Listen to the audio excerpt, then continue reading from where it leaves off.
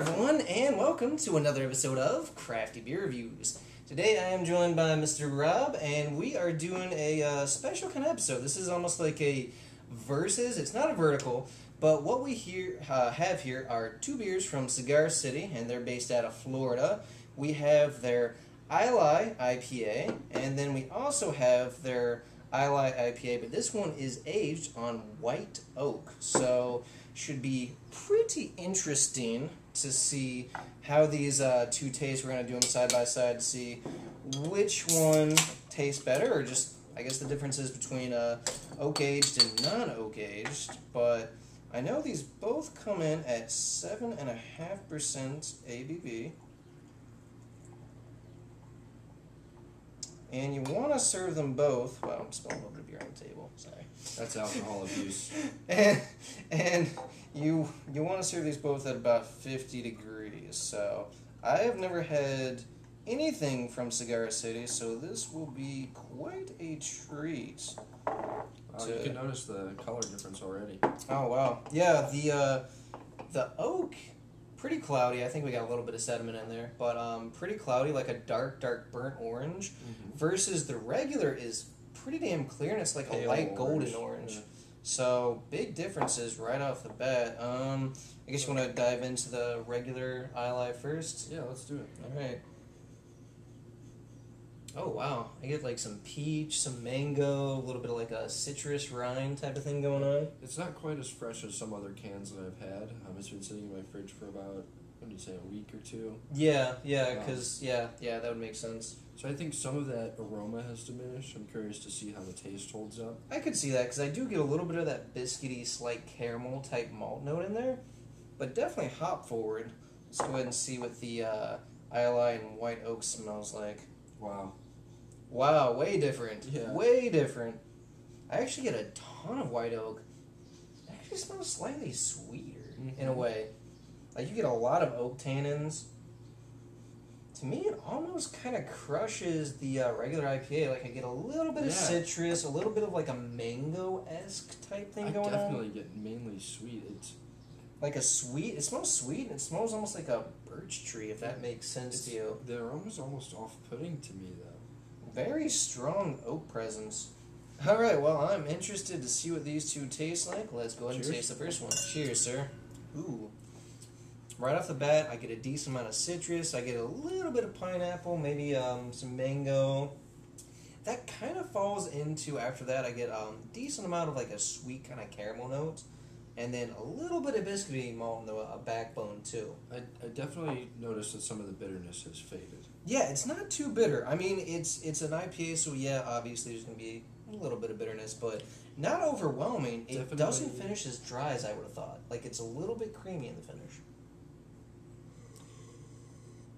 Definitely light mouthfeel, though.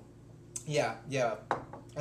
Medium light body, kind of a crisp, almost slightly thin for the mouthfeel, but not bad. Very, very refreshing. It's like 80-some degrees today, so very, very refreshing. And muggy. Yeah. So, good to have a beer on. Let's go ahead and try the white oak. Cheers, buddy. Whoa. Way different. Damn. That's strange. I get a lot of oak. I actually get some vanilla. I actually get a pretty strong vanilla presence in there. Caramel. I do get a little bit of citrus, kind of hops. I get almost slightly more kind of piney, grassy than like big tropical citrus notes. Like I got more in the regular to me. Wow, the oak really over-dominated the beer, actually. It's extremely prevalent.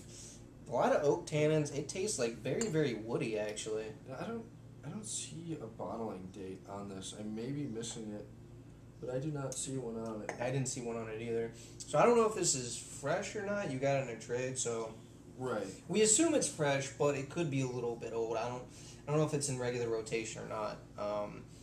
But wow, yeah, a lot of wood, like vanilla, almost to the point of like a coconut type of sweetness. It hits you right in the face. It does. And this one's a lot drier, too.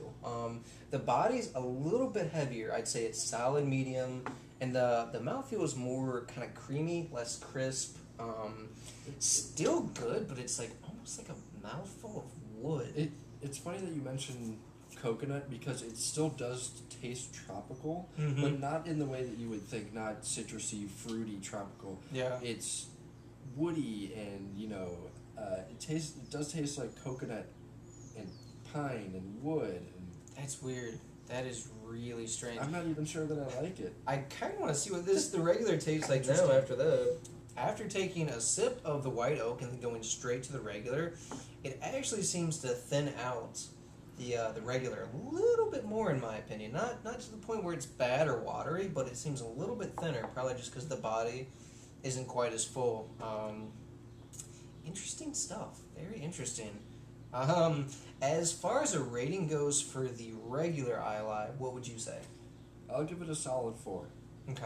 I'll give it a solid 4. As far as that one goes, I'm going to go 3.9. I think it's really decent. I would definitely love to try it fresh, maybe even out of a bottle. I know cans don't really change the flavor profile too much at this point, so that's not what I'm worried about.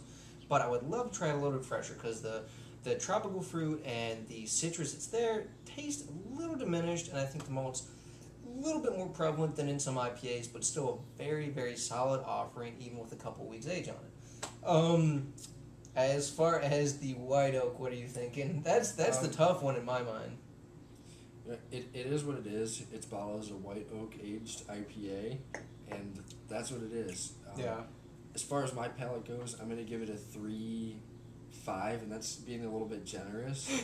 The reason I rated a 3.5 instead of probably a 3 is because it is a white oak aged IPA. Yeah. And you can expect all the flavors that it puts forward. It's just a little bit too, punchy in the mouth with the white oak. I 100% There's agree. not too much balance. No, it's not balanced. And you know what? It's funny because I was thinking 3.5 as well.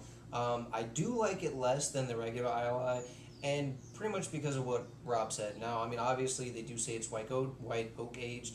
It is. You definitely get that kind of coconut, big wood, kind of oaky tannins, coconut, vanilla right off the bat. But the hops are really diminished, and it's an IPA still, so you still do expect some of that hop.